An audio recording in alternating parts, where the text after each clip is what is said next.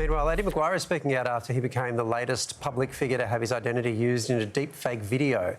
He says scammers used AI to recreate his image and voice to con victims out of money on YouTube. He's urging Australians to stay vigilant when it comes to people asking for cash online.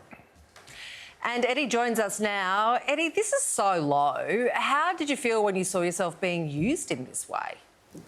Well, look, Sarah, it's not the first rodeo I've been through this. We had Facebook doing it a number of years ago. In fact, we sent a letter to Mark Zuckerberg. Of course, that remained unanswered. ATSIC are investigating them at the moment. I was involved with Twiggy Forest. So I've been to this rodeo a few times now. But, yeah, look, it's not so much, they're stealing my identity, etc., etc. But it's anyone who gets caught up in this, because the last time around, a lot of people did. And that's really why I'm coming on the show tonight, is the only way you can actually get through this is traditional media to say that there is some credibility here, but don't believe what you see on the social media, and particularly look at now because AI is becoming far more sophisticated. Have you heard from anyone who's been ripped off by this ad in particular? No, I only found out about this late yesterday afternoon, so hopefully no one. That's why we're on the front foot. I remember when Facebook first started, there were 17 different sites that were proclaiming to be me. I'm not on any social media, so if you see anything social media, it's bogus if it's got anything to do with me. So be careful. They'll steal your money, they'll leave you bankrupt, they'll ruin your life. So just be aware that that's what's happening there. Yeah, get on social media, and there's great parts of it, of course. I'm not anti-social media, but I'm anti-people getting stitched up, and this is the way they're doing it. So watch out. Steve, you're involved in one of these, weren't you? Erectile dysfunction, Waleed. Oh, that's not a good one to get. Really? That's actually not why I was asking. I remember Hellier got erectile dysfunction. It was funny when it was him. Yeah, I invested heavily in that business as well. No good. I got the Bitcoin ones, which I was not very happy about.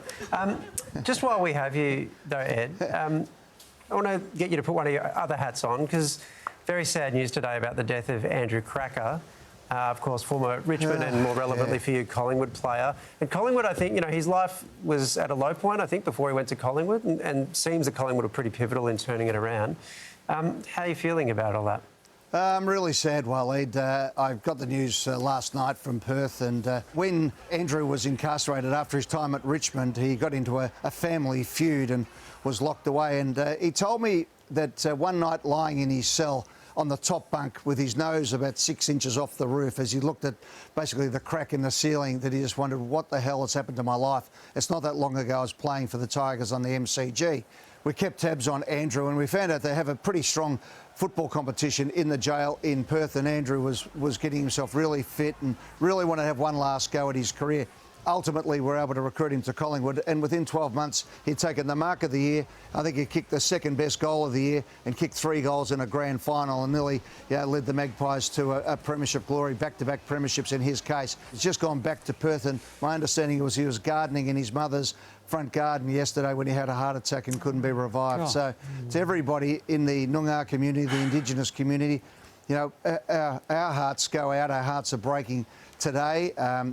Jimmy and Phil, of course, who I know very, very well and have been close to for a number of years, and everyone in football, our heart breaks. At 42 years of age, he had a lot more to give, and to Barbara and the kids, our condolences in this very, very sad situation. Yeah, it's terrible, terrible news. What a player, but also his contribution beyond on field.